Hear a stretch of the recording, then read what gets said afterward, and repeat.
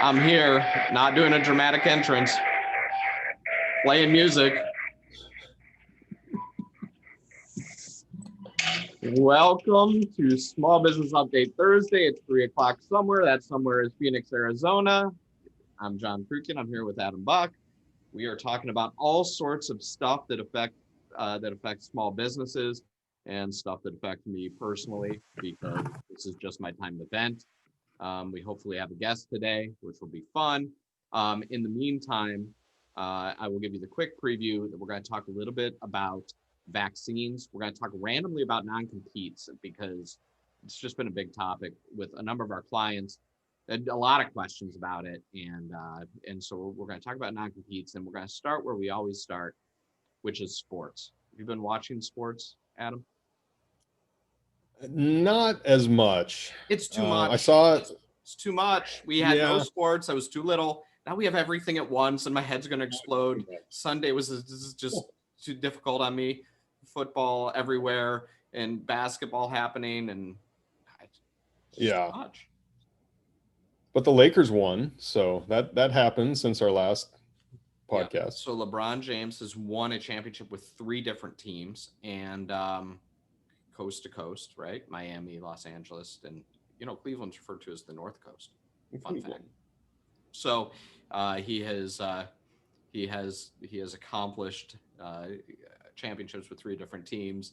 He asked for people to give him credit. I guess we'll give him credit. This just seems like weird. He needs to ask.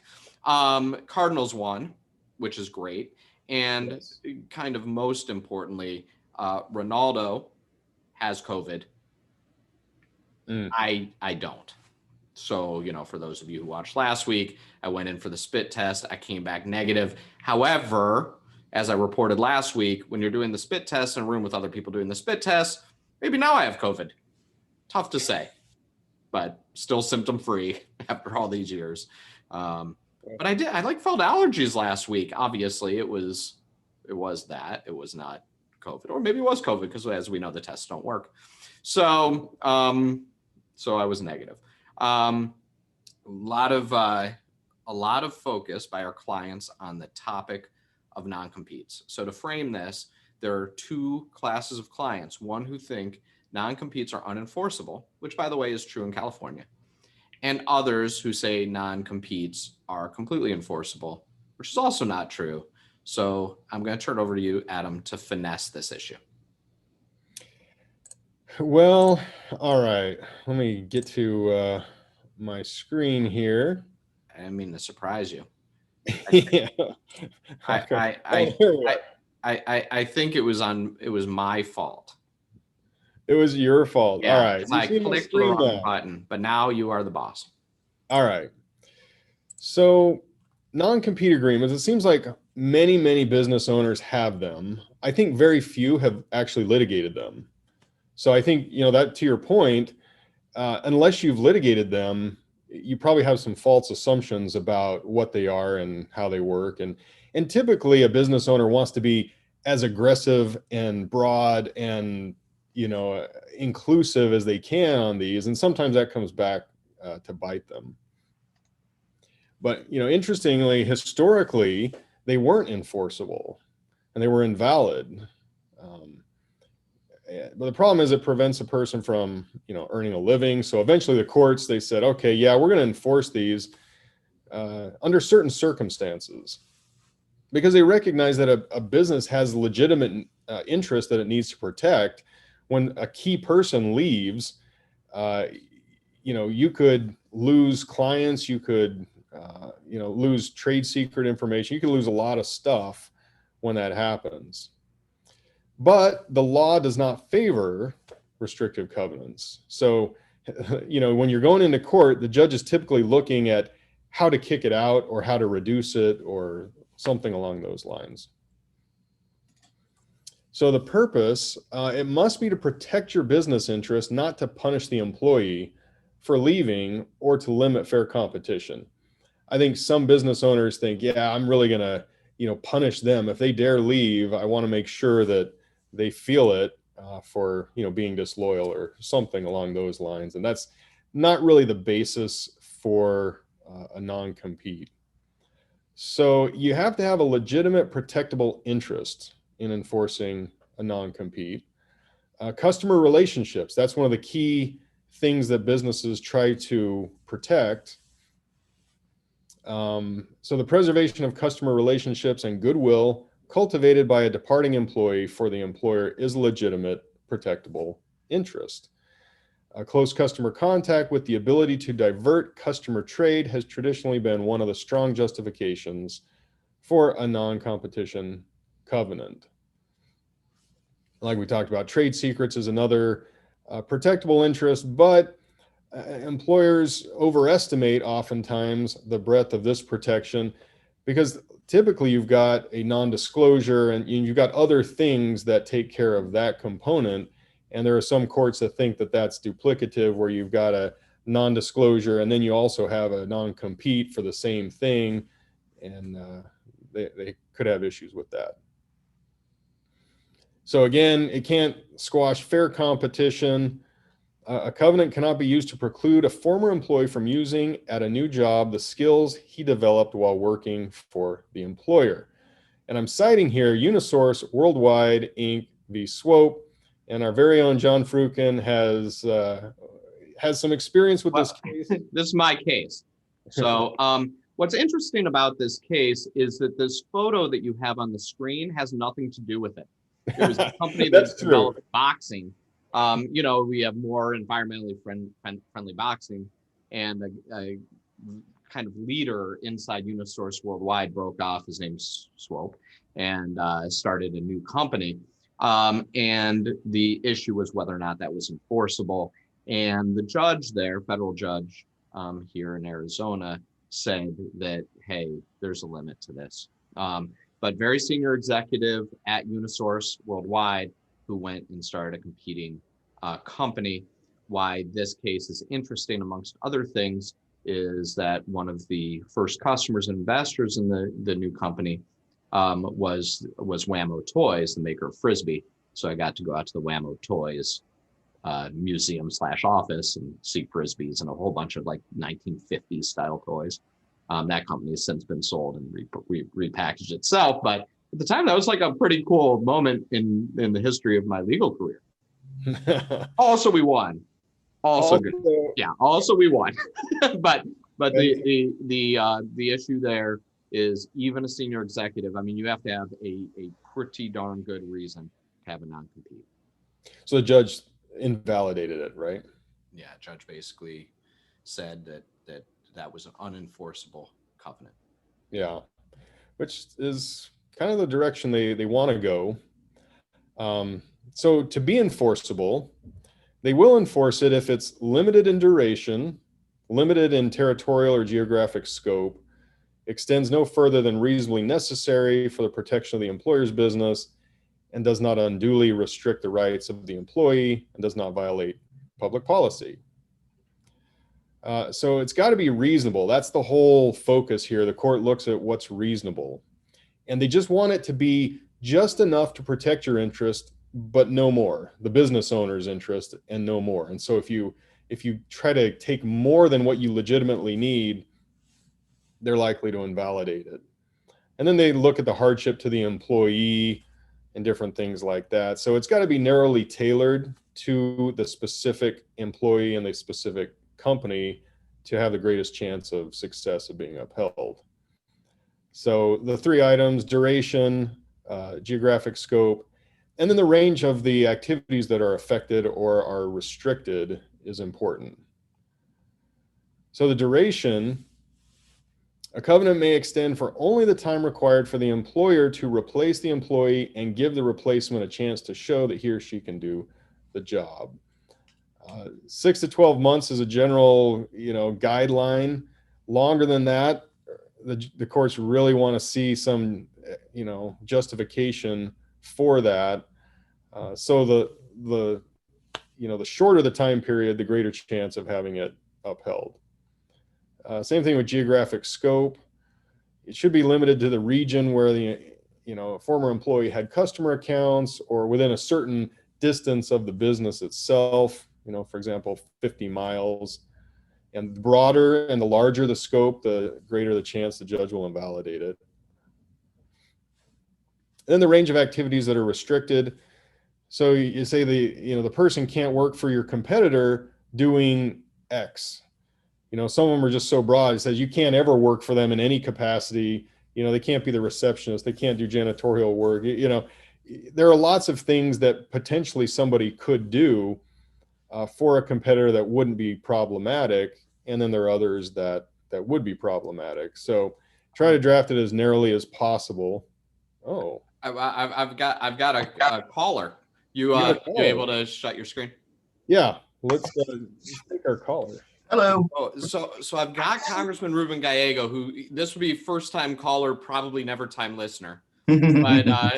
but Congressman Gallego is here, so we're interrupting our very important discussion about non-competes. And thanks for being with us. We definitely consider you a friend of the firm, and we've had our other friend of the firm on the totally opposite side of the aisle, Congressman Schweikert, on. So thanks for joining us. We appreciate it. Yeah, not a problem. So we need to know what is going on. We obviously have all these small business owners who are paying a lot of attention. You are hopefully here in Arizona taking a break for a minute. But talk to us a little bit about DC, kind of environment, and what you expect, I guess, is the most important thing as we get past this election. Oof, well, I mean, it entirely depends how this election, the outcome of the election is going to really determine the environment. And not just like who wins the president, but who wins the Senate, who gets control of the Senate and by what margins, and then what happens in the House. And the reason I say that is because, for example, if we have a Congress or the House of Representatives that's run by Democrats, and then you have, let's say, Biden in the White House, but then you have Republicans in the Senate, I think you're going to see a lot of obstructionism happening, at least within the first year of Biden's term, or first term, I should say, which is very dangerous, because the most important thing that we need to do is to reinvigorate the economy as we come out of COVID-19. And at this point, I don't see us really having a vaccine that's effectively distributed throughout the country to the point where we can safely reopen without businesses being put in peril and people's lives being put in peril really till March. So we're going to have some sluggish growth, higher unemployment numbers, and then when we come out of this, the lessons of 2008 are going to be on front and center to someone like Biden. And in 2008, in my opinion, President Obama made a serious mistake of trying to get the best bipartisan bill possible instead of getting the best bill possible for the economy. And that's why we had such sluggish growth, for almost, I would say, probably like 5 years into his presidency, Obama's presidency. So the thing that I think Biden has learned from that is that we cannot have that. That's not good for, certainly not good for the economy, but certainly also not good for the mentality of everyday human beings that are just, Americans are just trying to keep their businesses open.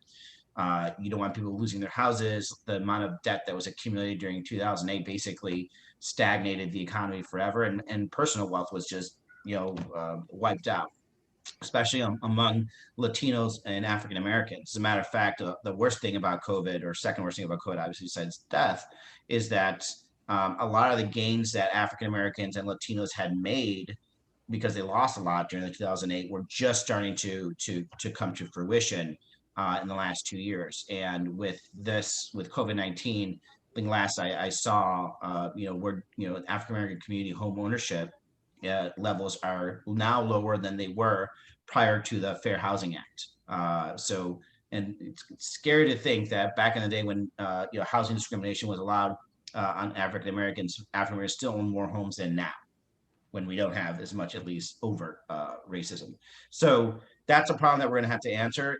I think the best thing that could happen for the economy, maybe in other areas people will disagree with this, but at least for the economy, I hope that there is a unified control of the House, the Senate, and the White House. Because I think you're going to need a cohesive and strong plan to really bust us out of there. If it's not, I think it's going to be a very tough time.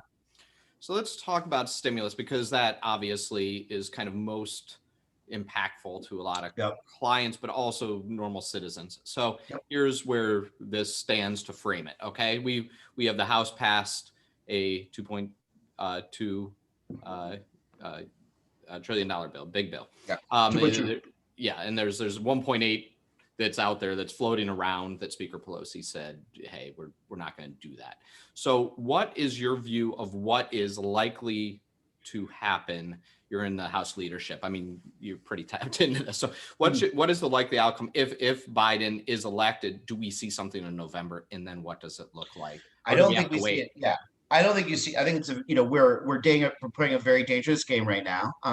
And I agree with Pelosi in some regard that we have to get the best bill possible, because we don't believe post-election, that period between November 3rd and January 20th, when the inauguration happens, that there's going to be some epiphany either on President Trump's side or the Senate Republican side. Right now, from what we understand, Mitch McConnell can't even guarantee the votes if we pass anything out of the House, even though the president wants a bill. And so what that tells us is that post-election it's going to be even harder to do it. So we need to make sure we get the right bill now that actually, for example, the Democratic stimulus bill runs all the way through March 1st of next year. So we don't want to do a half measure because we know that it doesn't actually help the economy if we do a half measure. And at the same time, it's just it's simple politics. If the Republicans are going to produce the votes to pass the bill, then they can actually have more say what happens in the bill. But if you're not going to produce the votes and we have to do all the legwork, then this bill has to be more democratic in its orientation, or else we're not going to have the votes to do it. So, it just has to be one or the other. Now, Mnuchin and Nancy Pelosi, Speaker Pelosi, I should say, have been talking consistently. I think the real break here is the Senate Republicans, not the Trump administration, nor the House Democrats. They're finding the pathway to compromise. I think it's going to be harder to get the votes in the Senate, though. All right, so let's talk about kind of news that we found interesting, at least, which is a little bit about how the 25th Amendment works, and what happens, right? And what I found interesting, which caused a lot of controversy, which is for another time, is that this actually might be of some impact for a President Biden who's a little bit older, et cetera. So talk to me about the Pelosi backed bill from Congressman Rankin that basically says, hey, we're going to set up a commission. What are your thoughts about how that works? Why don't you talk a little bit about how it might work, and then your thoughts about how effective that could be? Well, so I mean, definitely the 25th Amendment. It's not, just to be clear, it's not aimed at Donald Trump. We can say whatever we want or discuss about him, but he has full control of his faculties. He's now healthy. He's out of the hospital. But what this is essentially doing is setting up a commission by Representative Raskin, a constitutional lawyer out of Maryland, to explore the ramifications of the 25th Amendment, if we should update it, and what are the scenarios in which it should be invoked, I should say. And could it happen under any presidency? Yeah, it can. This is not necessarily a situation where we feel like somebody is in like mental decline. Largely, what we're looking at are situations where someone is incapable of doing their job because of direct medical reasons. So the few times that we've ever have even thought about it was Reagan getting shot, for example. I think there was a few times where George Bush had gone in for surgery, senior had gone for surgery, but everything was fine. But at that point, he turned over power to the vice president. But in terms of real actions, hopefully we never have to deal with this. I think it's a very serious thing you're dealing with. It should not be thrown out as willy-nilly, I think, as it has in the past, much like the word treason is thrown out, another thing that's defined in the Constitution too. But we are dealing with older politicians. We should be realistic that something like that may happen. I have a quick question, which is you're obviously in the House leadership, and Sherrod Brown was interviewed, who's a senator from Ohio, and he just said that Nancy Pelosi is like a great political operator. What is your observation? I mean, as somebody who's ascendant, and thought of as kind of the future of the Democratic Party. Like, what do you think of her? Obviously not popular in the sense of voters across the country, but been the leader of the Democratic Party for a long time. Look, and I've voted for her to be speaker, and I've voted against her to be speaker. So I've been like back and forth on it. I think the one thing I think she's really good at is she knows how to organize the caucus, Democratic caucus. She knows how to understand where the pulse of the caucus is, and she's a really good negotiator, especially against Donald Trump and the Republicans. I mean, she was a really good negotiator when we were in the minority, which is very hard to do as someone was in the leadership of the minority of the state house. And so in those regards, that's what matters, right? Like everyone says, like, oh, she what's the word I'm looking for? She's very unpopular in Kansas. Well, she's not running Kansas. She's she runs in San Francisco. She wins in San Francisco. That's up to their constituents. And then we as members of Congress have to vote for leadership. And every year, there's one time someone did run against her in 2016 or post 2016. I voted against her then. And I did it because, I thought she had failed the caucus. We had just lost the election to Trump. I thought there was some strategic things that should have been done during the election. I'm sorry, during the Obama administration, I think would have made a big difference. But, it was what it was. And then 2018, we took back the House, and therefore I voted for her because my standard was you win, you stay, you lose, you go. And she's done a really good job organizing the caucus since then.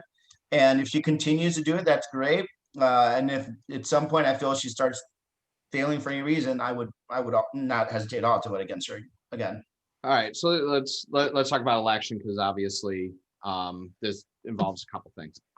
First of all, by way of background for people who don't know, you're a military veteran, Harvard educated, but most importantly, kind of on Armed Services Committee and understand this. Talk a little bit about what it means that there is Russian interference or foreign interference in the election, because I think that there's like a giant disconnect about what we're talking about. Sure, and it's not just Russian interference anymore. Like right now, there's Colombian interference happening. I've actually been pushing back against that. These Colombian members of Congress. I'm also Colombian American. This is why I know about this. These right-wing Colombian members of Congress are involving themselves in our election cycle. They're literally using their campaign offices, their operatives, to like send disinformation over WhatsApp to South Florida Colombian American voters. And I've had to actually go on CNN Espanol and warn the Colombian government that they're playing with fire, because number one, if Trump loses, now you have a whole caucus is pissed off at Colombians. Number two, even if Trump wins, doesn't necessarily help the cause of Colombia, which the reason Colombia is really involved in this is because we're one of their biggest supporters when it comes to fighting the drug wars and counterinsurgency. That being said, the way the Russians operate, I think people are misconstruing or maybe they're doing it on purpose. It's not that the Russians are going to go and they're going to hack our databases, right? They're not going to go and change your vote. They're not going to go and send like 100 operatives to go steal ballots. And they're not putting up advertisements either. It's not like they're like Facebook advertisements that are paid for by Russians to alter your opinion. What they do is something they've done for hundreds of years, even before there was even a Soviet Union. It's like what the czars security did is they know how to prey on the weaknesses of a society and use that to exploit political gain. So United States, our underlying problem and sin is racism, and a lot of that can be manipulated at the right time for electoral purposes or any type of purpose. So what they likely, what I have seen them do, and I've seen this type of disinformation, is that they create these, let's just call it like, internet memes about race and different issues. And they would basically start sending it out, and people who don't know any better will grab that information and then they will retweet it out, right? That's what happens. So whether it's issues on voting, right? If there's a voting, like voter fraud, for example, sometimes we'll see Russian disinformation go from created in Russian content, carried over to like some third-party intermediary, and then eventually it'll end up on your grandma's Facebook. Or for example, as a Marine, all my Marine veterans I serve with, like I have to go and, I don't have to, but I watch what they put out and I can easily identify what is like Russian misinformation. And it's not like these guys are pro-Russia. They just don't know any better. Right. And so it's kind of this divisive kind of strategy. All right. So I just listened to the top ranked professionals at Goldman Sachs about what they expect on election night. There's some talk about what they refer to as a red mirage. Have you heard that term before? The idea that there's a lot of absentee ballots coming from key states from Democrats. In the case of Pennsylvania, it looks like about 2-to-1 Democrats above Republicans. Oh, so they're saying that red mirage on election day would be like, it looks like Republicans are winning, but then the ballots will be counted later and it's going to shift back and forth. Yeah. Has that been something that has come up with you? And what's the kind of message you have about what's going to happen here in November? So I've actually talked to members of Congress from Pennsylvania, Michigan, and Wisconsin, Democrats and leadership, because in Arizona, we actually have a much better system than all these other states, right? Yeah. So for context, in Arizona, we start counting our ballots 14 days before the election. And by counting means we just run them through the machine, but we don't actually know who voted for whom, right? Then on election night at 8 p.m. or 7 p.m., 8 p.m., they hit the button and that's everything that's been counted up until that day counts. So in Arizona, it's going to there's going to be a blue mirage, to be honest, because we're going to have more Democrats going to vote by mail and early. And so at 8 p.m., you're going to see a mass, I think, pretty substantial for Arizona lead of Democrats votes for Biden leading. And then eventually election day voters will come in 2 hours later. I think Biden wins, but it won't be as massive as it initially is. In states like Pennsylvania, Wisconsin, and Michigan, these very important swing states, the opposite is the case. The state legislature there, in all 3 states, are run by Republicans. Most of the Secretary of States, I think of all of them, are run by Democrats, as well as the governors. So they instituted absentee voting for the first time ever, like real universal absentee voting. The one thing that the legislatures of those states did not allow them to do is to count the votes beforehand. So on election night, the first vote you're going to see from those 3 states are people that voted at the polls, which are likely to be Republicans. And then on election night, they'll start counting the ballots, but it'll take a while for them to be counted. So you'll likely see, the numbers, which is going to show Michigan, Pennsylvania, and Wisconsin with Trump leading. And then over the next couple of days, there'll be this backfill coming in. Now, the reason that matters is because what we likely think will happen is that Trump is going to try to claim victory at that point, and will maybe even try to stop them from counting the ballots, which I don't think is actually legal or possible, but doesn't mean he won't try. The reason Arizona matters, though, is that because we're going to be done by 11 o'clock. We'll have almost all the ballots counted to the point where we could probably make a call. If Arizona has gone for Biden, those counting, not counting in those states is not going to matter, because it's going to show the rest of the country that there's a trend. And then Florida will come right after that. But I believe our votes will be counted before Florida is. And so we may kind of set the tone. And once Florida comes in, or Georgia or North Carolina, other states actually count their ballots ahead of time, it's going to kind of set the narrative of who won, essentially.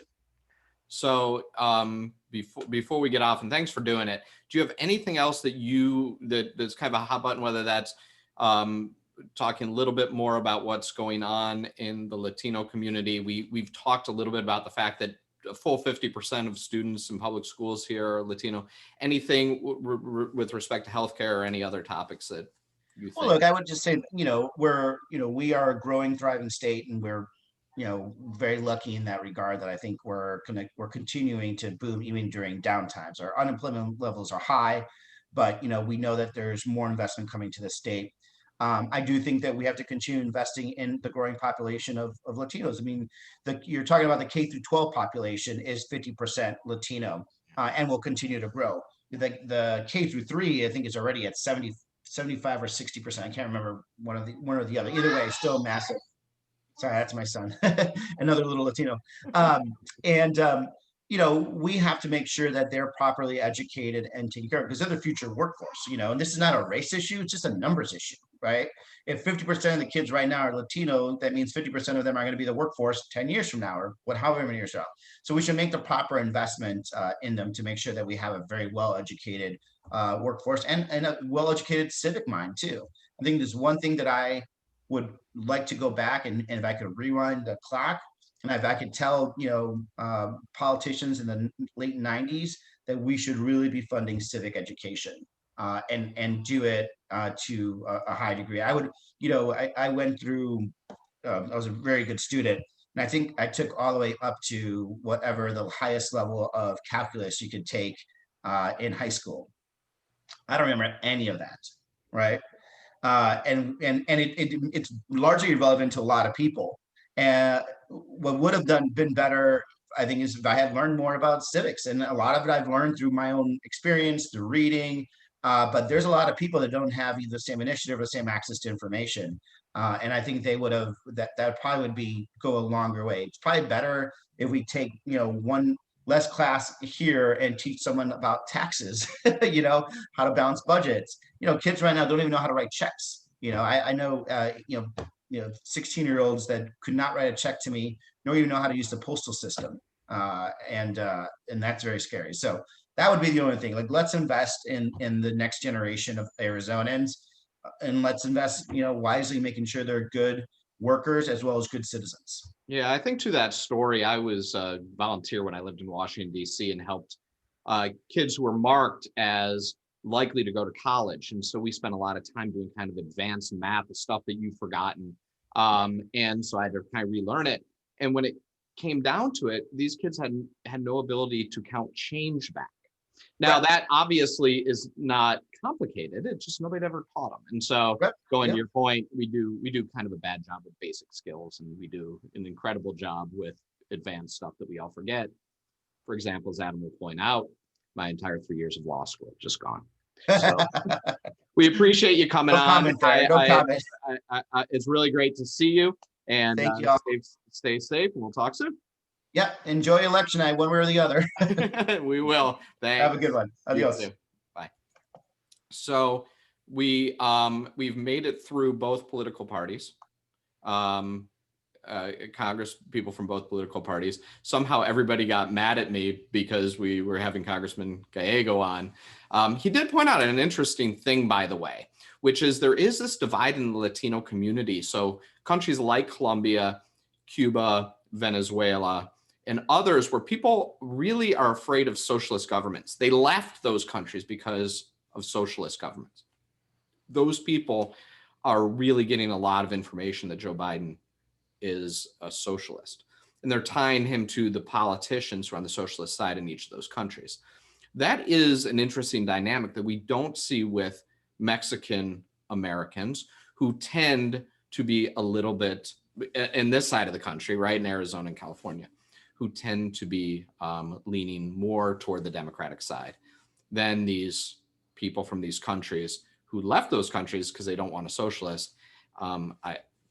It's not a secret that I live in Colombia part of the year.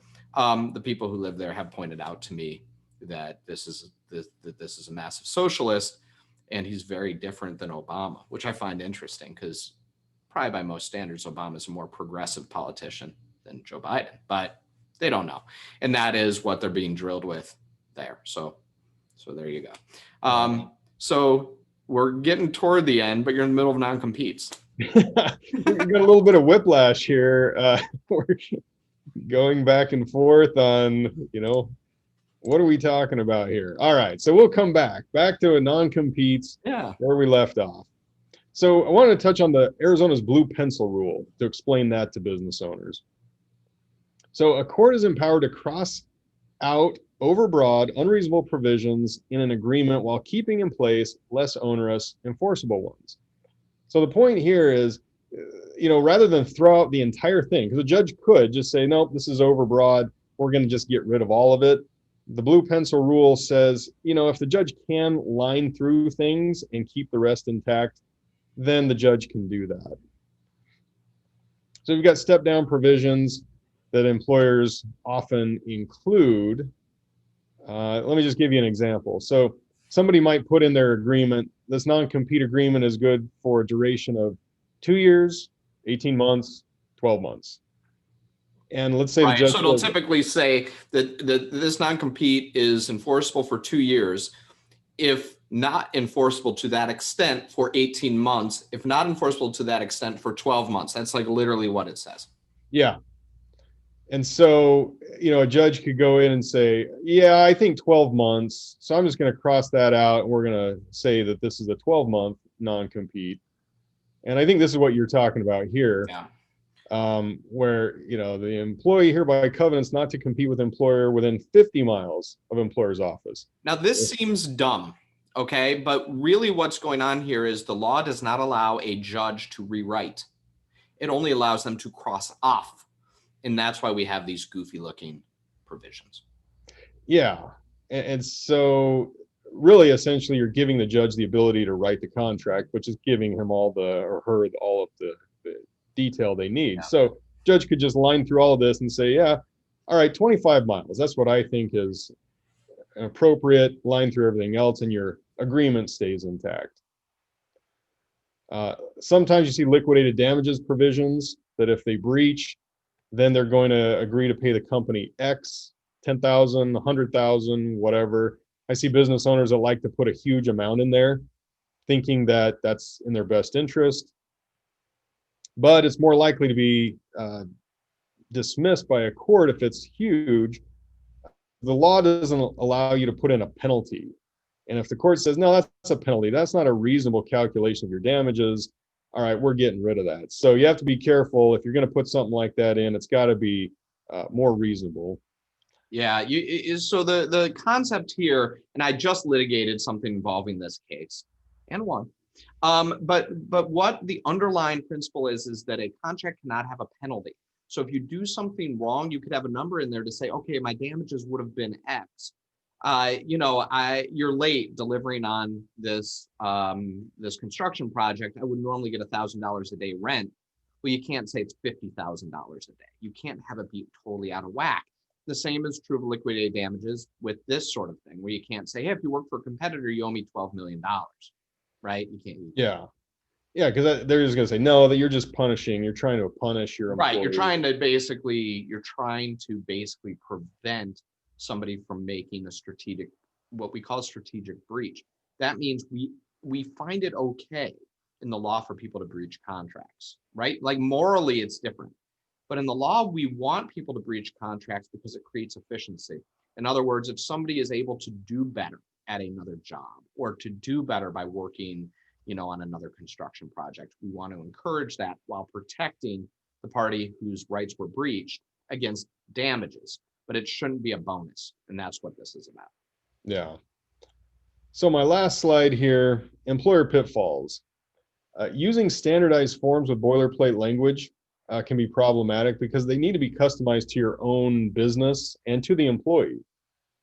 So the second point is using the same form for different categories of employees. For low-level employees, high-level employees, they really need to be tailored if you're really going to litigate them. I mean, if you're not, then it doesn't matter what's in there and you can put whatever. But if you intend on being in court, you need to do that. And then failing to enforce your non-competes, when they're violated, can be problematic. But I would just recommend that if you as a business owner have non-competes, go back and look and see what the time frame is, the geographic limitation, and really the scope of what you're restricting the employee from doing. And you're probably better off in making some adjustments now instead of being in court. Because once you're in court, you have what you have, and like in your case, the Unisource case, the judge could just throw it out and you got nothing. So a quick add-on to this, if you sell a business, the rules are a little different, okay, depending on how much you get. I had a case that involved a worldwide company, and just proving that I don't just brag, I lost this case where the non-compete was included in the sale of a business agreement. The court enforced it as written. And they can have longer terms and be. Yes. Yeah, and I don't, yeah, for better or worse, I haven't won every case, but as we've just learned, I forgot law school. So, but that's okay. Our congressman doesn't know how to do basic math like calculus. So, but that's why he's on armed services instead of ways and means like Congressman Schweiker. So, all right, we are way over time. We're going to talk a little bit about vaccines. We're going to talk about some other things next week. I hope that you guys found it a little bit informative. We're going to back off the politicians for the next few weeks, but we do want to know what sort of things are going to happen moving forward in Congress. So we'll keep sending out emails, keep the hate mails coming, questions too. Anything else, Adam? No, I love talking politics. That was great. I liked our guest today. It was great. It was All right, good. we'll see you next week.